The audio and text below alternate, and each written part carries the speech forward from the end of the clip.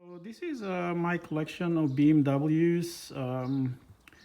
These are all BMW Xs. What I mean by Xs is that they're all-wheel drive, and they have X in them. Like this one is the BMW X5. The one in the middle is the sedan version, which is BMW 325Xi. And then my newly acquired one is the BMW X3. This is a smaller crossover vehicle. And then at the back, yeah, that's my BMW 5, which is a rear wheel drive vehicle. So my latest one is actually this one, the X3. And for me, I prefer this is a 2004 with 182,000 miles. And this has the M52 engine, the inline six, which is pretty reliable actually.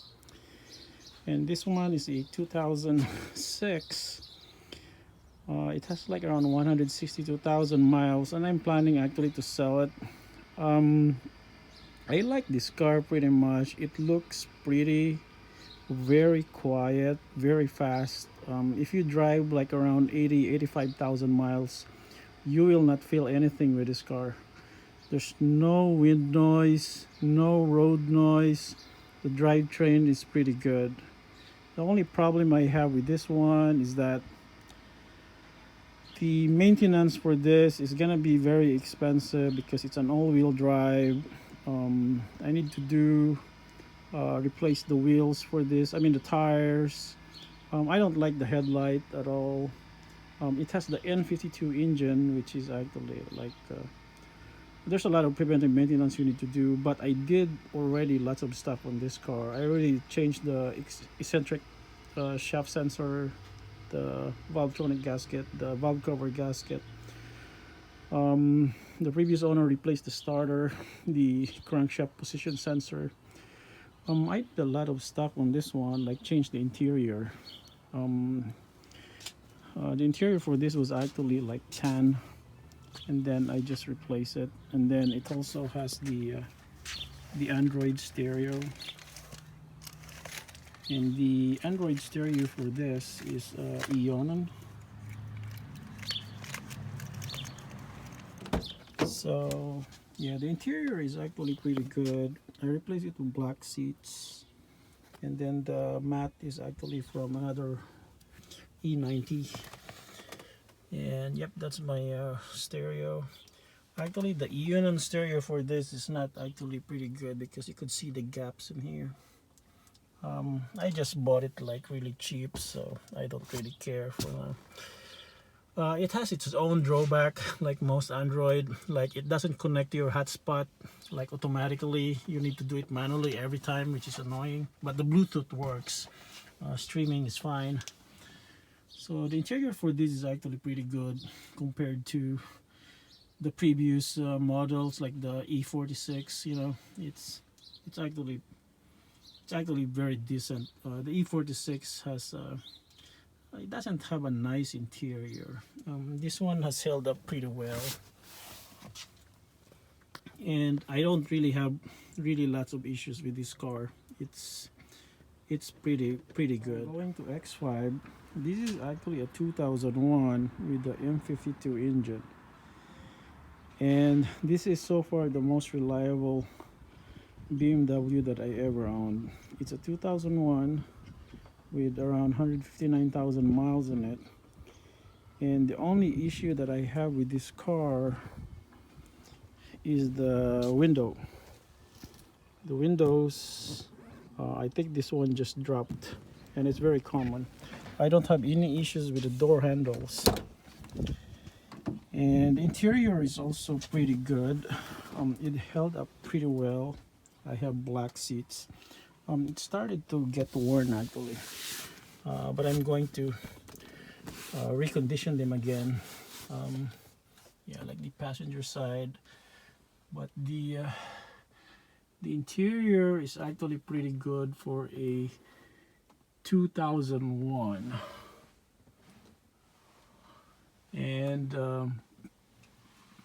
everything works on this. So what I did replace on this one is actually the car stereo. It has like it's very common for the radio for this, you know, the business city, to have pixels. They have like broken pixels or dead pixels. So I just replaced it with an aftermarket Pioneer stereo. Initially, I replaced it with an Android car stereo. I don't like it. Actually, it's not Android. It's actually a Chinese stereo. It's a plug and play thing. It doesn't fit correctly, and then I just went to replace it with the Pioneer. Bought the trim for this. It's actually pretty good. The only problem I have with this model 2001 is that the stereo is actually pretty bad. It doesn't have bass in it. Yep, it's really bad. I mean, there's no bass. So I'm planning on actually adding a subwoofer on this one. And also it doesn't have the automatic headlights. So like say if you're driving it with the headlight on and then you go out, you will get like a buzzer informing you that, hey, you need to turn off your headlight. So that's the only thing. But it has these features like, you know, this power steering adjustments and everything on this one, on the dashboard. Everything works actually. So I really love this car, this truck, and pretty much I intend to keep it. It has lots of space at the back. It doesn't have a third row, but yeah, everything works perfectly on this car. Now the BMW X3 is another story. I bought this like really cheap. So being a 2004, it has like a clear coat peeling on this one, and I think the previous owner tried his best to like buff it, sun it, but no hope on this one. It needs to be repainted. Same thing on that one. And my BMW has the same issue too, especially on the rooftop. Yep, the paint is actually flaking on this one, and luckily this side is also not that bad, but yeah, I see some scratches over here, but the paint is still okay though. Now for the BMW X3, I think the X3 has the worst interior of all. If you look at this, the interior is actually worse than the BMW E46. And I could also blame the previous owner from not doing any good modification on this one. So I did change some stuff like this one, the boots. He put in like a blue colored aftermarket thing. I think the one on Amazon. Yeah, the only thing I don't like is the texture on this one. So the paint is like flaking off. And then it has that cup holder over there that actually is like weird. And then this one, the manual control, I'm not a fan of it. I like the digital one, but the digital climate control for this actually doesn't work. It's broken. So I'm still waiting for a junk BMW with digital controls and probably replace it with that one. So still waiting on that one. I don't like this stuff. This is terrible actually. And then yeah, this airbag too, I don't know why is it like having some issues. I think it was like the previous owner said that it was like replaced by a recall. And the leather for this is actually not good too. It slides off. Yeah, so but it looks decent. So far the sunroof actually works. It has the panoramic sunroof. I don't really like it. I mean, it's nice to have more sunlight, but it's really noisy. You got a lot of wind noise on this one. And the thing with the BMW X3, is that it's not a quiet vehicle. So in terms of driving it, my E90 is actually pretty quiet. If I drive it around 90, it's still quiet. With the X3, man, it's terrible. It's really loud. Noise goes into the cabin. It's really very rough. Same thing with the BMW. Well, the X3 is somewhere in the middle. It's the engine is actually like a 3.0 liter, which is the same as the X3 out there. Probably same class with the BMW 5 Series. So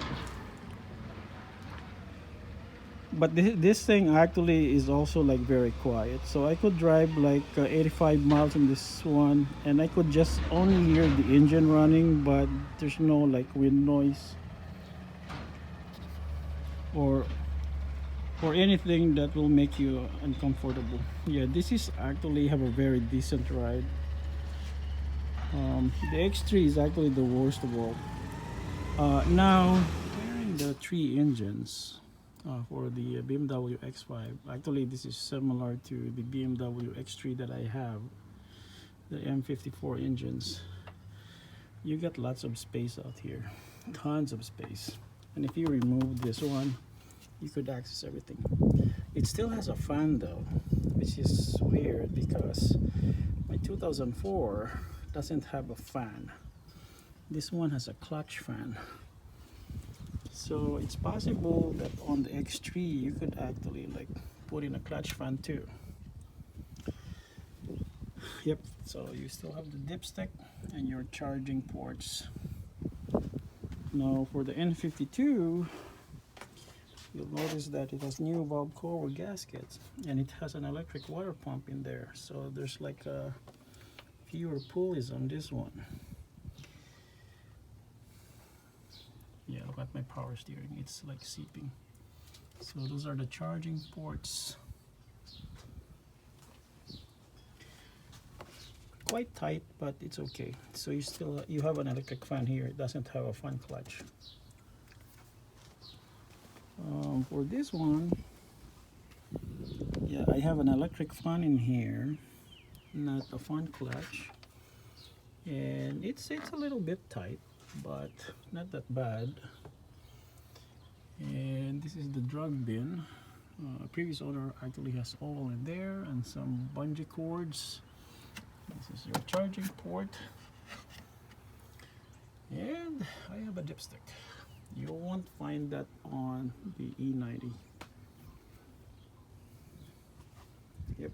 So once you remove this, also things are accessible in here. This one is nice because it has an electric fan instead of a fan clutch. Yeah, my BMW is sometimes quite noisy because of that fan clutch.